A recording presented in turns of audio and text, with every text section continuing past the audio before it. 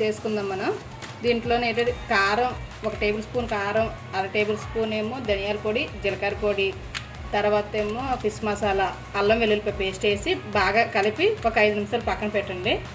మసాలా అయ్యి ముక్కలకి ఎక్కే వరకును అలా ఉంచండి. దాని తర్వాత ఈ లోపు మనం ఓవెన్లో చేసుకుంటున్నాం కదా, ప్లేట్కి ఆయిల్ రాసుకుందాం. 1 టేబుల్ స్పూన్ ఆయిల్ వేసి బాగా ఆయిల్ పెట్టించి దీంట్లోనేమో ఇప్పుడు మనం తయారు చేసుకునే చేపలు ముక్కలు యాడ్ చేసుకుందాం.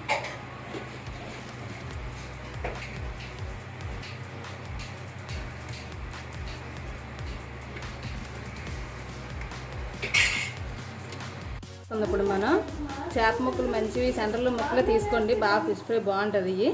అల్లం వెల్లుల్లి జీలకర్ర ధనియాలు అన్ని పొడులు వేసుకుందాం.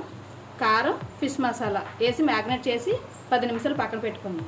దాని తర్వాత కళాయిలోనే ఫ్రై చేసుకోవచ్చు, మేమేమో ఓవెన్లో ఫ్రై చేస్తున్నాము. ముందుగానే ఓవెన్కి దీనికి ఆయిల్ పెట్టించేసి ఆయిల్ పెట్టిన తర్వాత ఈ ముక్కలు ఇవ్వండి ఇలా పే చేసుకున్నాము.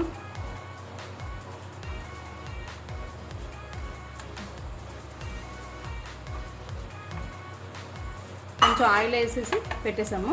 ఇప్పుడు తీసుకుందాం. ఫిష్ ఫ్రైకి ఓవెన్ చాలా బాగుంటుంది, స్మెల్ అది బయటికి రాదు, మనకు దగ్గర ఏమి అనిపించదు.